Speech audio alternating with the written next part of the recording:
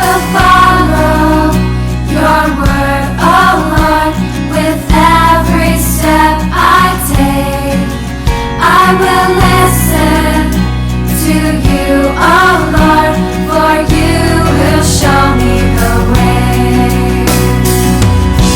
Your 이 시간 word 함께 나눌 하나님의 말씀은 누가복음의 말씀입니다. 먼저 3장 7절로 14절의 말씀을 제가 읽어드리고 또 16장 13절의 말씀을 제가 읽어드리도록 하겠습니다. 요한이 침례받으러 나오는 무리들에게 이르되 독사의 자식들아 누가 너희를 가르쳐 장차 올 진노를 피하라 하더냐. 그러므로 회개에 합당한 열매를 맺고 속으로 아브라함이 우리 조상이라 말하지 말라.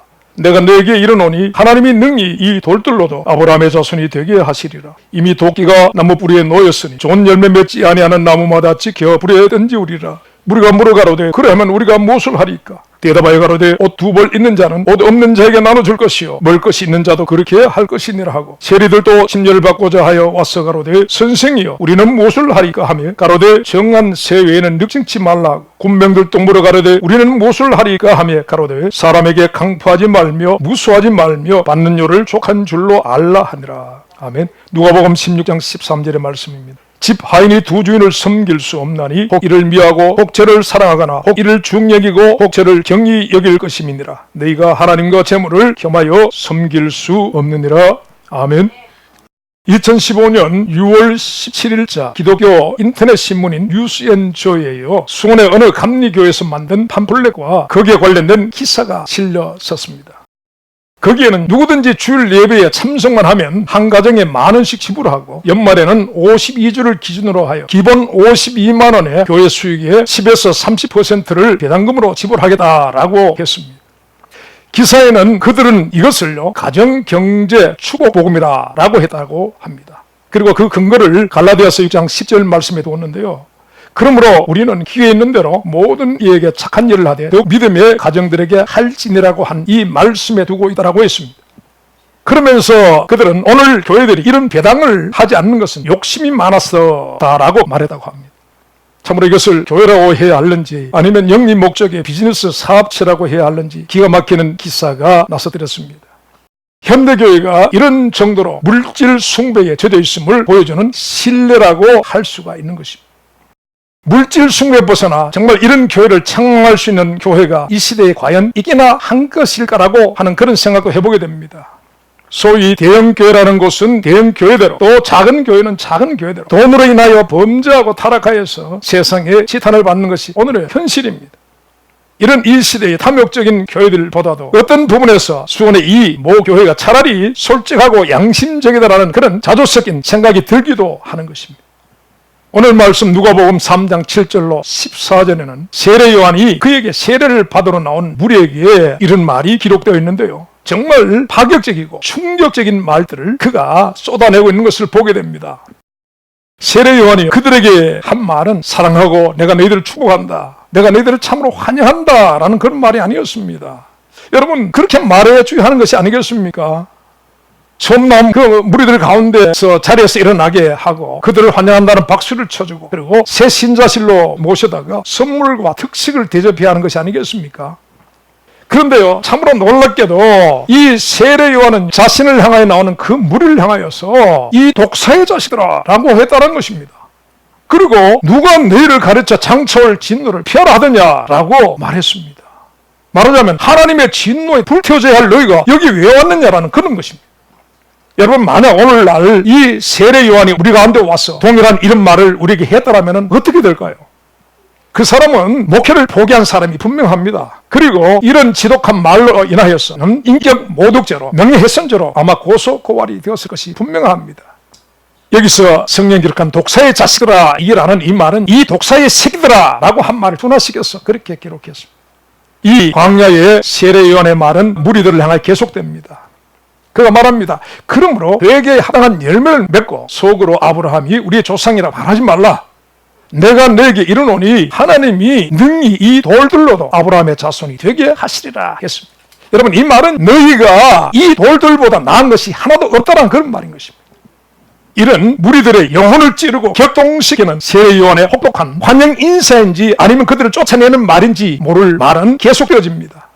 그가 말합니다. 이미 도끼가 나무 뿌리에 놓였으니 좋은 열매 맺지 않는 나무마다 지켜 불에 던지우리라 이렇게 말합니다. 말하자면 도끼에 지켜 불에 던지는 나무처럼 되지 않으려면 우리가 아브라함의 자손이니 선민이니 그딴 소리 하지 말고 오직 회개에 합당한 열매를 맺을 것을 말하고 있는 것입니다. 여러분, 그 말을 오늘 우리에게 적용한다면 이런 말이 아닐까요? 입으로 주여 주여라고 하는 그딴 소리 하지 말고 먼저 그리스도의 종된 자임을, 그리스도의 소유된 자임을 증명할 수 있는 합당한 회개의 열매를 맺으라 라는 그런 말이 아니겠습니까? 성령이 말씀하시는 구원의 두 가지 조건은 회개와 믿음입니다. 여러분, 이것은 그리스도께서도 그렇게 말씀하셨고 세례 요한도 그렇게 말했고 사도 베드로도 그렇게 말했습니다. 그런데 믿음에 대해서는 그리스도께서 마태복음 17장 27절 이렇게 말씀하셨습니다. 진실로 너에게 이르노니 너희가 만일 믿음이 한 겨자 씨앗만큼만 있으면 이 산을 명하여 여기서 저기로 옮기라 하여도 옮길 것이요 또 너희가 못할 것이 없으리라 이렇게 말씀하셨습니다. 여러분, 여기서요, 믿음은 한 겨자 씨앗만큼만 있으면 된다라고 하셨습니다. 여러분, 이 의미는 믿음이라는 생명을 담고 있는 씨앗이 있고 없음, 그것을 소유하였는가 그렇지 않은가의 여부가 중요한 것이지 그 씨앗의 크고 작음이 중요한 것이 아니라는 그런 말씀입니다. 그러나 이 세례 요한에 의하면 회개는 이렇게 합당한 열매, 좋은 열매가 맺혀져야 한다라고 하는 것입니다. 말하자면 볼 수 있고 만질 수 있고 확인할 수 있는 합당한 결과, 합당한 행위, 합당한 삶이 있어야 한다는 말씀인 것입니다. 만약 그렇지 않으면은 곧 회개에 합당한 좋은 열매가 맺혀지지 않으면은 도끼에 지켜 불에 던지우는 나무처럼 될 것이라고 하는 것입니다. 지금까지 그들을 가르치던 바리새인이나 서기관들이나 장로들에게서는 이런 말을 들어본 적이 없는 그 무리들은 세례 요한의 이런 외침에 깜짝 놀랍니다. 그들의 마음은 그 말씀에 찔렸습니다. 그런 그들이 말합니다. 그러하면 우리가 무엇을 하리까? 라고 했습니다. 여러분, 하나님의 감동으로 전하는 말씀에는 이런 교훈과 책망과 바르게 함과 의로 징계하시는 그런 말씀의 역사가 일어납니다. 여러분, 사랑과 위로와 격려가 아니라는 것입니다. 죄인들에게 필요한 것은 사랑과 위로와 격려가 아닌 것입니다. 사도행전 2장 37에서 베드로가 외치는 외침에 그것을 들은 사람들의 마음이 찔렸습니다. 그들이 베드로와 사도들에게 이렇게 물었습니다. 가로되 형제들아, 우리가 어찌할 꼬였습니다. 우리가 어찌할 꼬였습니다. 여러분, 좌우의 날선 어떤 검보다 예리한 말씀의 검이 우리의 혼과 영을 찔러 쪼갤 때에 우리에게 일어나는 반응은 먼저 자신에 대한 절망입니다. 나의 존재의 어담을 가감없이 드러내는 말씀에 빛 앞에서 드러나는 나의 모습은 허물과 죄로 죽은 자요 에스골 꼴짝이 마른 뼈 드러난 사실인 것입니다. 이런 부인할 수 없는 나의 참된 모습과 대면하게 되는 자에게서 일어나는 정직한 반응은 바로 어찌할 꼬입니다. 이 어찌할 꼬, 우리가 무엇을 할까가 바로 회개의 시작이라는 것입니다. 여러분, 어찌할 꼬는 죄로 인하여 자기의 죽은 것을 알게 된 영혼이 구원을 향한 목마름에서 나온 부르짖음이라는 것입니다. 여러분, 이것이 회개의 출발인 것입니다. 이 어찌할 꼬가 일어난 적이 없는 이들은 회개한 적이 없는 자들이라고 말할 수가 있다는 것입니다. 사도행전 2장에서 그런 어찌할 꼬의 사람들을 향하여 주의 사도 베드로가 말합니다. 너희가 회개하여 각각 예수 그리스도 이름으로 세례를 받고 죄 사함을 얻으라. 그리하면 성령을 선물로 받으리니 라고 말했습니다. 여기서 베드로가 말하는 세례는 세례 요한의 물세례가 아닌 그리스도께서 주시는 성령 세례를 말하고 있는 것입니다. 여러분, 베드로는 그리스도 이름으로 주시는 성령 세례를 받기 위해서는 먼저 회개를 요구하고 있다는 것입니다. 요한의 물세례는 예수를 주와 그리스도를 영접하기 위해서 받는 회개 세례입니다. 마지막 선지자로서 주의 길을 예비하기 위해 광야에 외치는 자의 이 소리나 그리스도의 사도 베드로의 외침이나 한결같이 그리스도를 영접하기 이전에 그리스도 이름으로 받는 세례와 성령의 선물을 받기 이전에 한결같이 요구하는 것은 회개라는 사실입니다. 요한에게 찔림을 받은 첫 번째 무리가 그에게 묻습니다.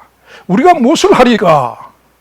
그들에게 세례 요한이 말합니다. 옷 2벌 있는 자는 옷 없는 자에게 나눠줄 것이요 먹을 것이 있는 자도 그렇게 할 것이니라 했습니다. 그러자 두 번째 무리 중 세리들이 묻습니다. 우리는 무엇을 하리까? 그가 대답합니다. 정한 세외에는 늑진치 말라. 이고 세 번째로서의 군병들이 묻습니다. 우리는 무엇을 하리까? 그가 대답합니다. 사람에게 강포하지 말고 무수하지 말고 받는 요를 족한 줄로 알라라고 했습니다.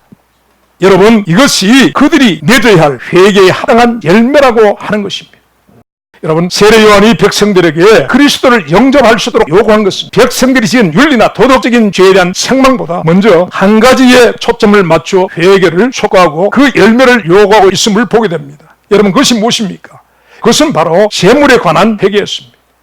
양식을 창고에 쌓아두고 있는 자의 그 곁에 먹을 것이 없어 굶주린 자가 있다면 여러분, 그것은 죄라고 한다는 것입니다. 자신이 덥지 않아도 되는 여벌의 옷을 가진 자가 그 곁에 덮을 옷이 없어 밤에 추위에 떨고 있는 자들이 있다면 그것은 회개할 죄라고 한다는 것입니다. 공평치 못한 분배와 부의 불평등은 자본주의 사회에서는 당연한 것이지만 그러나 하나님 앞에서 이것은 죄가 될 수 있다는 것입니다. 오늘날 세계 부유층의 1%가요 세계 자산 중 절반 가까이를 가지고 있다고 합니다. 그리고 가난한 하위층 50%의 사람은 세계 자산의 단 1%만 갖고 있다고 합니다. 오늘 세계 최고 부자 85명이 전 세계 빈곤층 인구 35억 명의 재산 총액 수준의 자산을 독점하고 있다고 합니다. 그런 부자들 곁에서 여러분, 오늘날 굶주림, 곧 기아로 5세 미만의 어린이가 6초당 1명으로 사망한다는 것입니다. 유니세프의 통계를 보면 6초마다 1명씩 아이들이 굶어 죽는데 여러분, 그 이유가 이 땅에서 생산되는 양식이 부족해서가 아니다라는 것입니다. 해마다 이 지구에서 생산되는 곡식은 120억 명이 먹을 수 있는 양이라고 하는 것입니다. 참고로 지금 전세 인구는 한 70억 되는 것입니다. 이렇게 인류는 세계 인구를 모두 먹여 살릴 만한 식량을 생산하고 있지만은 그런데 지구 어디에선가 먹을 것이 없어 줄여 죽는다라는 것입니다. 이 미국의 캘리포니아에서 생산되는 곡식의 양만으로도 전 세계의 인구가 다 먹을 수 있다고 합니다. 그리고 프랑스에서 생산되는 그 곡식으로서 전 유럽이 다 먹을 수 있다고 합니다. 미국에서 소들이 먹는 옥수수의 절반만 하면은 아프리카의 가난한 나라 잠비아에 굶주리는 모든 사람이 다 먹을 수가 있다고 합니다. 고기를 얻기 위해서 소에게 줄 옥수수는 있지만은 굶주려 죽어가는 이들에게 줄 옥수수는 없다라는 것이 현실인 것입니다. 세계 70억 인구 중 약 14억 명이 굶주림의 고통을 받고 있는데 여러분, 이것은 식량과 부를 움켜쥐고 굶주린 자들과 나누지 않고 자신들의 배만 불리는 자들의 책임이라고 할 수 있다는 것입니다. 세례 요한이 살던 당시의 유대 땅은 로마의 식민지였습니다. 이 식민지 백성들에게 로마 당국의 가혹한 세금이 부과되었는데요, 그 세금을 매기고 징수하는 하수인들이 바로 유대인들, 세리들이었습니다. 그렇지 않아도 가혹한 환경 속에서 핍절하게 살던 그 백성들에게 이 세리들이라는 존재는 참으로 이가 갈리도록 혐오스럽고 미운 존재들이었습니다. 로마의 하수인이 되어서 동족의 피를 빨아 갖다 바치고 그리고 더 빨아서 그 피로 자신의 배를 불리는 자들이었습니다. 돈을 위하여 동족을 버리고 믿음을 버린 자들이라는 것입니다. 돈만 있으면 그런 것은 상관이 없다고 하는 자들, 그 돈을 신으로 삼은 자들이었습니다. 그런 세리들을 향하여 세례 요한이 말합니다. 정한 세회에는 늑진치 말라라고 합니다. 그 불의로 치부하지 말라라는 것입니다. 여러분, 오늘 이 시대에 참으로 어려운 형편에 있는 자들에게 고리로 대금을 주고서 그들의 피를 아는 이 시대에 이런 고리 대금업자들은 세례와 같은 범죄자들인 것입니다. 세례 요한은 또 군병들에게 이렇게 말합니다. 받는 요를 족한 줄로 알라라고 했습니다. 급료를 말하는 거죠. 월급을 말하는 거죠. 당시 박봉의 급료를 받는 군병들이 그 부족한 부분을 채우려고 힘없는 백성들의 것을 강탈하고 무고하여서 그들의 재산을 탈취하는 행위를 멈추고 그들이 받는 그 급료로서 자족할 줄을 아는 것을 배우라고 한 것입니다. 여러분, 힘을 가졌다고 힘없는 자들의 것을 빼앗아 자기들의 욕심을 채우는 것은 범죄 행위입니다. 권력을 가졌다고 그리고 자본을 가졌다고 그것으로 가난한 소민들이나 노동자들의 재산과 노동력을 착취하여서 자신들의 배에 기름을 더욱 채우고 있는 것은 정말 회개해야 할 죄악이라고 하는 것입니다. 여러분, 이런 세례 요한의 요구의 핵심은 한 가지입니다. 여러분, 그것은 곧 경제의 문제, 곧 재물에 대한 회개를 말하고 있는 것입니다. 이들의 모든 삶의 중심에 자리 잡고 그들의 삶을 지배하는 것은 하나님이 아니었습니다. 재물 곧 만몬이라고 하는 사실입니다. 요한은 세례의 전조 조건으로서 그들에게 있는 이 만몬신을 제할 것을 그들에게 요구하고 있다는 것입니다. 이 만몬을 숭배하고 있는 자가 결코 여러분 그리스도를 영접할 수가 없습니다. 이것을 분명히 말하고 있는 것입니다. 지금 이 시대에 일어나고 있는 모든 분쟁과 갈등의 핵심은 재물입니다. 경제의 문제입니다. 오늘 미중 간에 일어나는 경제 전쟁은 점입 가경입니다. 트럼프 대통령이 중국에 기존에 25% 부과했던 모든 관세를 30%로 올리고 또 새롭게 부과하는 3천억 불의 반, 1,500불의 10%의 관세를 부과해다가 5% 추가를 해서 15% 관세를 또 매긴다고 합니다. 중국은 중국대로 또 미국에 붙이지 않는 관세를 매기고 이렇게 해서 두 나라는 피 튀기는 전쟁을 벌이고 있습니다. 트럼프 대통령이 중국에 있는 미국 기업들에게 이제 중국에서 철수하라고 말합니다. 우리에게 중국이 없는 것이 나다 이런 말까지 하면서 그렇게 했다라고. 참으로 서밋가경인 것입니다. 그리고 지금 한국과 일본 간에 일어나는 분쟁이나 그리고 유럽에서 일어나는 영국의 브렉시트의 문제라든지 그리고 아프리카의 가난을 피해서 유럽으로 몰려드는 경제 난민들의 문제 등 여러분 오늘 전 세계에서 일어나는 이 모든 갈등과 분쟁의 한복판 가운데 자리 잡고 있는 것은 경제라는 이름의 만몬인 것입니다. 분명한 것은 개인이나 나라나 이 세상을 지배하고 있는 것은 경제라는 이름의 만몬이라는 사실을 우리가 부인할 수가 없습니다. 이 재물을 위하여 살고 이 재물 때문에 죽이고 빼앗고 빼앗기고 이 재물을 쌓았다가 교만하다가 이 재물을 어떻게 잃어버리면 절망해버리는 것이 우리 인생들의 실존의 모습이라는 것입니다. 그리고 이 재물을 쌓은 나라나 개인들의 그 오만과 독선이 이 세상에 가득합니다. 그리고 더 가지려는 자의 탐욕과 가지지 못한 자들의 질시와 증오 이런 것들로 온 세상은 가득 채워져 있다는 것입니다. 여러분 이 미국에 유행하는 말이 있습니다. 돈만 있으면 귀신도 부린다는 말입니다. 그리고 돈만 있으면 죽을 자도 살고 돈 없이는 살 자도 죽게 되는 세상이라고 하는 것입니다. 이런 사람들과 이 세상의 주권자는 재물 곧 만몬이라는 것입니다. 인생들의 눈에 하나님의 존재는 이 만몬의 위세와 그림자에 가려져 잘 보이지 않는 것이 사실인 것입니다. 여러분 이것은 믿는 자나 믿지 않는 자가 다르지 않습니다. 교회 안이나 교회 밖이 다르지가 않다는 것입니다. 이런 세상에서 인생의 문제와 위기가 닥쳤을 때 하나님을 떠올리면서 그분을 의지하는 자들이 과연 이기나 한 것일까요? 자신의 통장과 주머니에 얼마의 돈이 있는지를 먼저 계산하고 생각하고 그 돈으로 길을 찾고 방법을 찾는 것이 부인할 수 없는 오늘 우리의 모습이 아니겠습니까? 더 솔직히 말하자면 하나님 없이는 살 수 있을 것 같은데 돈 없이는 못 살 것 같은 것이 우리가 아니겠습니까? 이런 우리에게 과연 하나님은 어디에 계시는 것일까요? 과연 이런 우리 안에 그분이 계시는 것이 맞는 것일까요? 너희가 하나님과 재물을 겸하여 섬길 수 없느니라고 주님이 말씀하셨습니다. 여러분 여기서 이 재물은 만모나사라고 하는데 그 의미는 재물, 탐욕, 부유, 부정직, 신성화된 허욕을 의미합니다. 주님의 이 말씀 속에서 분명히 확인할 수 있는 것은 사람들이 만몬을 하나님처럼 섬기고 있다는 사실입니다. 사람은 만몬을 하나님처럼 섬기거나 아니면은 하나님과 만몬을 동시에 섬기고 있다는 것입니다. 거의 모든 사람이 이 둘 중에 하나라는 것입니다. 출애굽한 이스라엘 백성들이 하나님을 대신하여 광야에서 만든 것은 금송아지 우상이었습니다. 그들은 그것에 절하고 춤추고 뛰놀며 이렇게 말했습니다. 이것이 우리를 애굽에서 인도하여낸 신이다 라고 했습니다. 영생의 문제를 가지고 그리스도 앞에 나왔던 부자 청년은 결국 재물을 곧 만몬을 붙잡고 그리스도를 놓았습니다. 이 부자 청년의 하나님은 재물 곧 만몬이었다는 것입니다. 구원과 영생의 문제 앞에서도 이 만몬은 포기할 수 없는 절대적인 존재로 청년에게 자리 잡고 있었다는 사실입니다. 누가복음 16장에서 주님은 부자와 거지 나사로의 이야기를 해주셨습니다. 여러분 이 말씀 가운데는 중간지대가 없음을 보게 됩니다. 오직 재물인가 믿음인가입니다. 여러분 부자에게는 무엇만 있었나? 만몬만 있었습니다. 그리고 나사로에게는 아브라함의 후사로서 믿음 곧 하나님만 있었습니다. 여러분 이것은 너무나 극단적인 비유의 말씀이라고 할 수 있습니다. 어떻게 재물과 믿음을 섞어서 반반씩 나눴으면 좋겠는데 여러분 주님은 이것을 허락지 않으신다는 것입니다. 주님의 뜻은 이것입니다. 오직 하나만 가질 수 있다는 것입니다. 어떻습니까 여러분? 오늘 기복주의에 익숙한 신자들이 받아들이기가 너무나 쉽지 않은 그런 말씀이 분명합니다. 한 사람에게 두 주인이 있을 수가 없다는 극단적인 예가 바로 부자와 거지 나사로의 이야기라는 것입니다. 그리고 흔치 않게 주님은 그들의 죽음 이후의 일까지도 말씀해 주셨습니다. 곧 지옥의 부자와 천국의 나사로입니다. 여러분 우리는 이 말씀 속에서 지옥 간 부자의 지옥 갈 수밖에 없는 윤리나 도덕적인 잘못을 찾지 못합니다. 여러분 굳이 찾자라면 그의 대문 앞에 굶주림과 병들어 있는 한 거지에 대한 무관심이었습니다. 그가 나사로를 괴롭히거나 멱살을 잡고 쫓아내고 그렇게 하지 않았습니다. 무관심이었습니다. 그는 그저 그의 것을 가지고 누렸을 뿐인데 주님은요 그 결과로 그는 지옥에 갔다라고 말씀하고 있다는 것입니다. 여러분 어떻습니까? 오늘 이 시대 신자는 어떻습니까?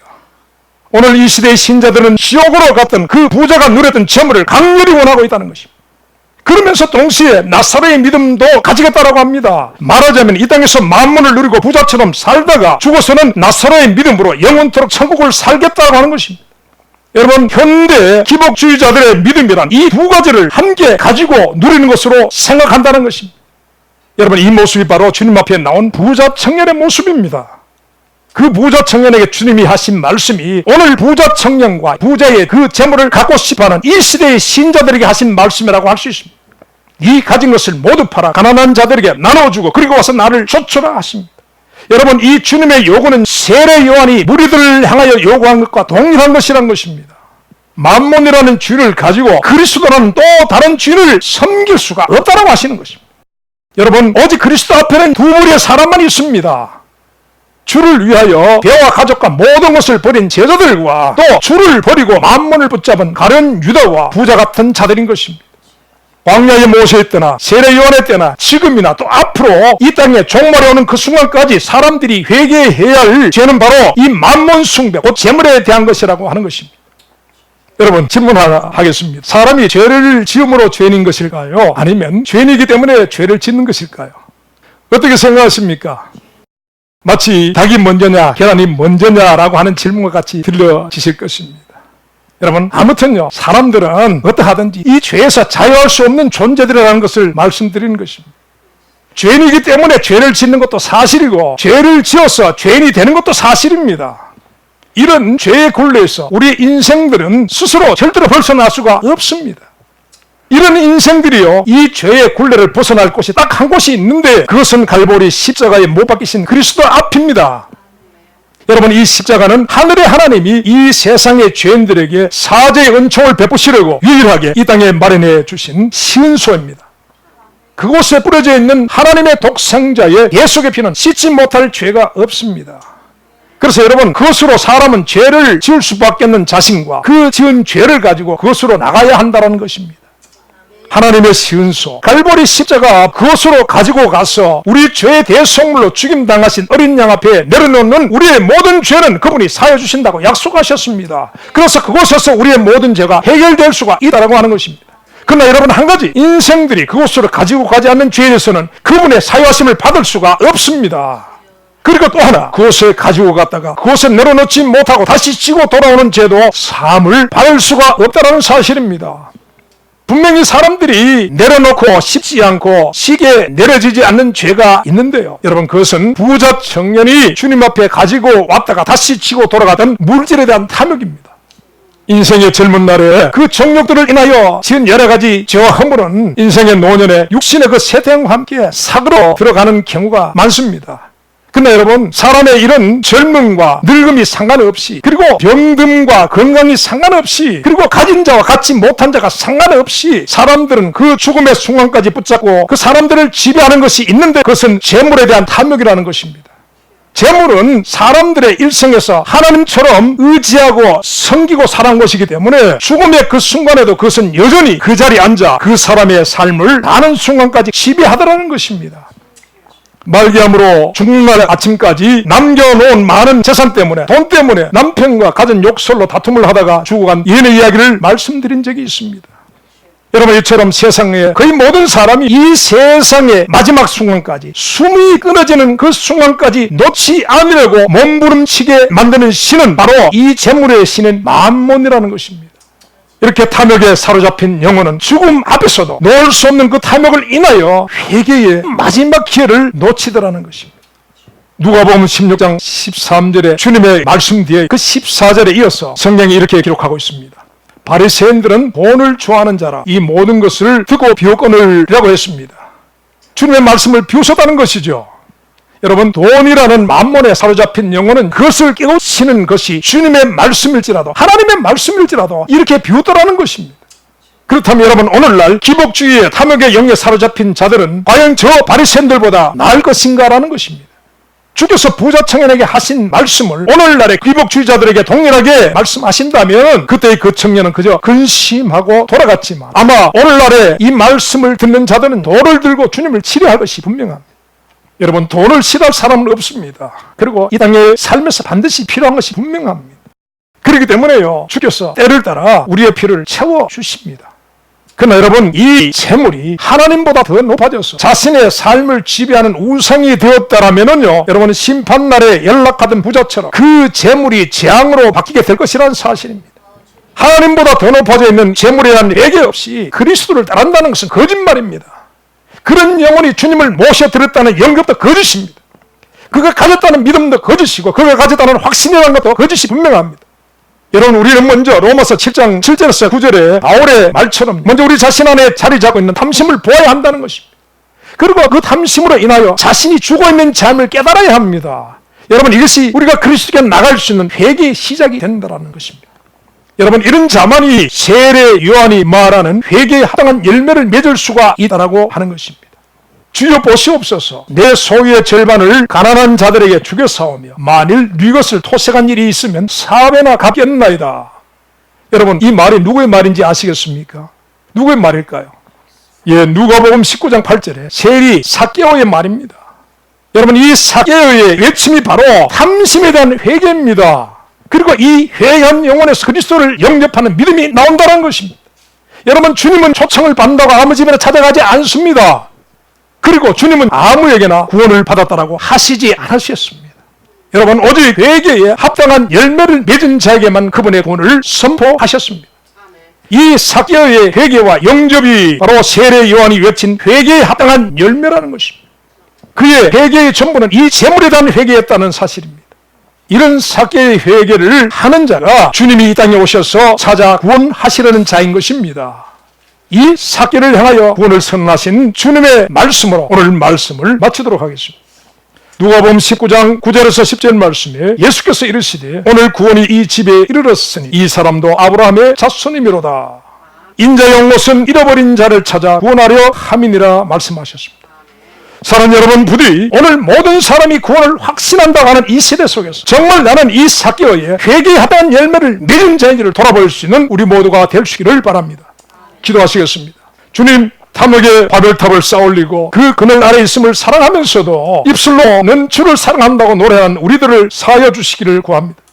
하나님과 만몬을 저울질하면서 두 주인을 섬기려는 종과 같은 두 마음을 품고 있는 우리들을 용서하여 주옵소서. 주여, 신할 평지에 바벨탑을 허물듯이 우리의 탐욕의 바벨탑을 무너뜨려 주시옵고 여호와의 법궤 앞에 서 있던 다곤의 신상을 엎드려뜨려 그 목을 꺾으신 같이 우리 앞에 서 있는 만몬의 우상의 목을 꺾어 주옵소서. 위선과 외식, 탐심의 우상을 십자가의 뽕나무에 매달아 버리는 회개로 그리스도를 영접한 삭개오의 그 구원의 믿음이 우리에게도 있게 하여 주옵소서. 예수님의 이름으로 기도합나이다. 아멘.